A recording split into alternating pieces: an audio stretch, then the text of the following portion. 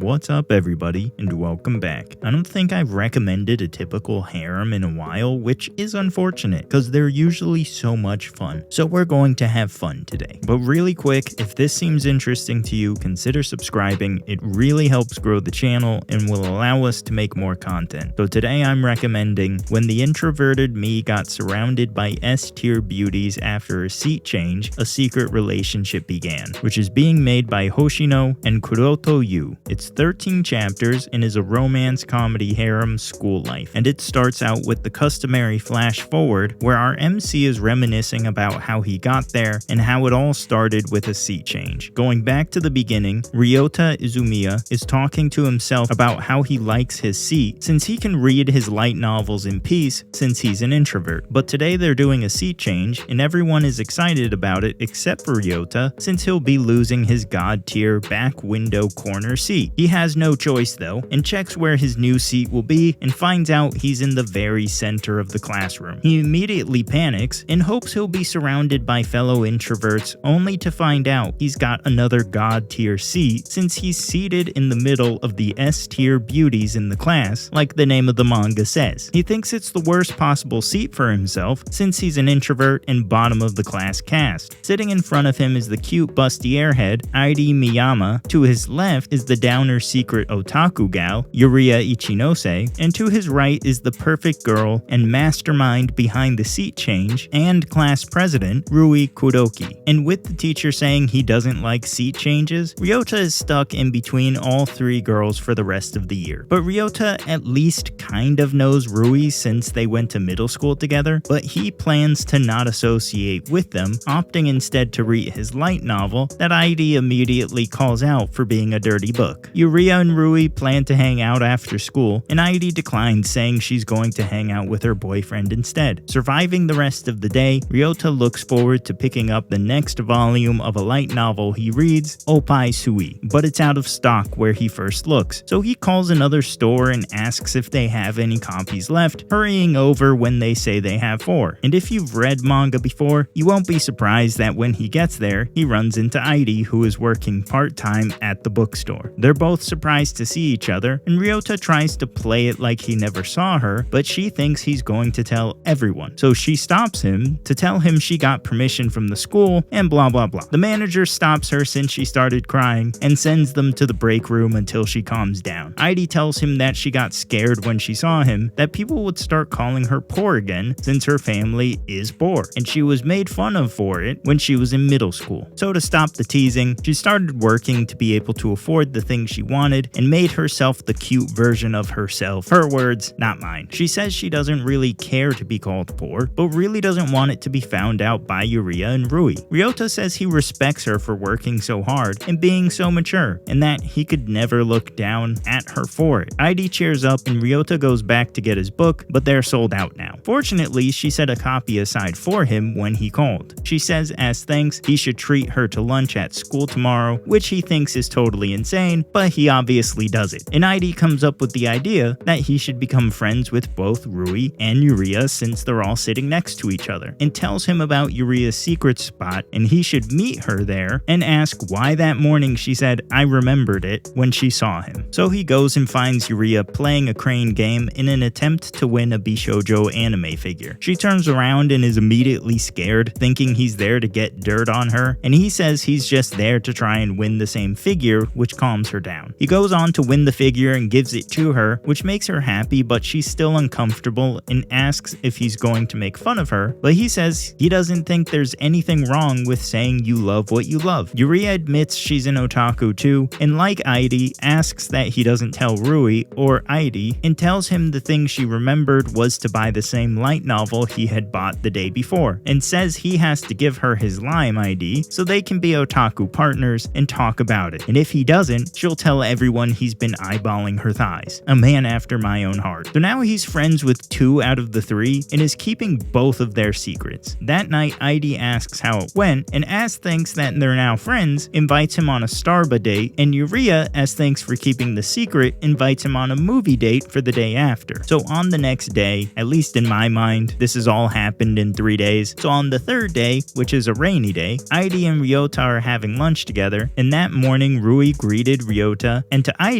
seemed very happy while talking to him, and she chalks it up to Rui liking Ryota. He obviously doesn't believe that's possible, but after school that day, Rui steals his umbrella and says he has to walk her home. She asks if he has a girlfriend, and if it's Yuria or Airi, and he says he's not dating either, but Rui doesn't believe him since he has been eating lunch together with Airi. Ryota tells her he was just thanking her since he ran into her the other day, and she helped him out, which is a relief to Rui. She says since she's a perfectionist, she can't relax unless she meets expectations, and is glad he didn't start dating Airi before pinning him to the wall and trying to get him to confess that he likes her before Yuria shows up and breaks it up. Rui somehow got his Lime info too and tells him to keep it a secret from the other 2. Now Rui does also try and play it off like saying he has to confess to her because he was the only guy in middle school who didn't confess to her. So to complete her perfectionism, I guess all the guys have to confess to her. That's obviously not true. She is obviously in love with him. But that was longer than I would have liked. But the first 3 chapters introduce 1 girl each, so I needed to cover them before I can really start talking about this. And to properly talk about this, I'm going to have to spoil some stuff that I consider typical you shouldn't be surprised by information. So starting off, I like this manga, mostly because it's a simple and fun harem rom-com, and I'm always open to those. But don't expect to get anything too deep or dramatic. This is a cute, lovey-dovey romance, and it's fun and adorable. And that will be the most of what it is. Now we do find out later on in the manga why all these girls like him, and not because it's the typical most beautiful girl in the school falls in love with the average guy. This is the typical met all the female MCs when he was young, did something for them, and then they fell in love with him. That's really my biggest spoiler. Again, you should not be surprised by that. Now actually, interestingly enough, he doesn't remember. No surprise there, but 2 of the girls don't remember him either. All they remember is the explicit event that made them fall for him in the first place, but they don't know it was him. The only one who remembers it was him is Rui. And funny enough, she actually tells him her story and that he was the kid in the story, and he asks her why she didn't say anything last year or in middle school, and she gets flustered and says she wasn't perfect in that area, and it's adorable. But so going forward, I'm interested how this relationship with the other 2 are going to go, because Rui,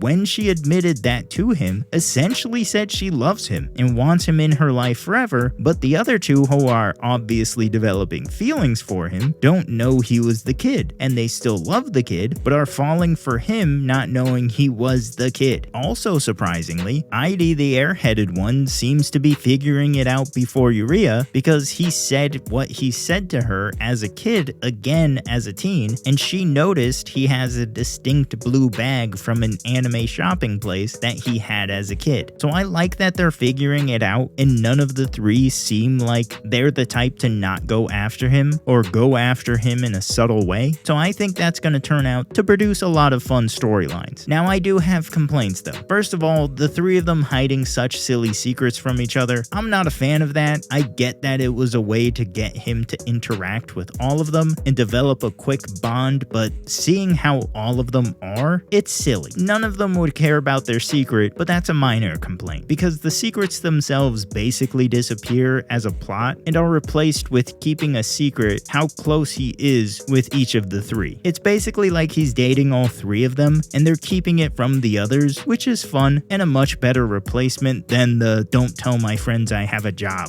Really, my biggest complaint is Ryuta. Ryuta is the typical average otaku character, which isn't bad. I don't mind that part. But what I do mind is that he is both bold in the things that he says to them, as in complimenting them, admitting he's attracted to them and certain parts of their bodies, but at the same time being like, how can I, an introvert, be next to these divine beauties? And that's annoying to me. On one hand, you're saying, yeah, you're incredibly beautiful and I'm attracted to you in every way and wouldn't mind being with you, would actually be flattered to be with you, and then being like, I'm an introvert, how could I be in this situation? I shouldn't be because I'm an introvert. That's another thing, actually. They say introvert way too much in this. It's like he's saying I'm a plain belly sneech. I could never be allowed to be around these star-bellied ones, which is something I've never enjoyed and have always been annoying to me, which is unfortunate, especially because he's also supposed to be really smart, but you never see that part of him. You mostly see he's an average otaku who thinks poorly himself, which gets annoying to me. As for the girls, they're the best part, no surprise there. They definitely are typical of what you would imagine. When I say Airi is the busty airhead, Yuria the downer secret otaku, and Rui the perfect one. Airi and Yuria certainly live up to that description, and they don't go much farther than that, at least so far. Rui, on the other hand, is perfect on the outside, but maybe a slight yandere, mostly because she seems very possessive over him, and I'm pretty sure she tagged him to know where he is at all times, and we've seen her looking at a picture of him that he didn't know was taken. So she's certainly interesting, and I can't wait to see where that goes and what his reaction to that will be when he finds out. I do like this though. Hopefully it doesn't sound like I don't, cause I do. It's just don't expect too much other than just enjoyment. It's a light, fun, adorable harem romance that definitely has set itself up for typical but fun shenanigans. Either way, if this looks interesting to you, check it out and like the video and subscribe to the channel. And if you want more recommendations, check out the Why You Should playlist linked below along with the merch. Other than that, I'll see all of you in the next one.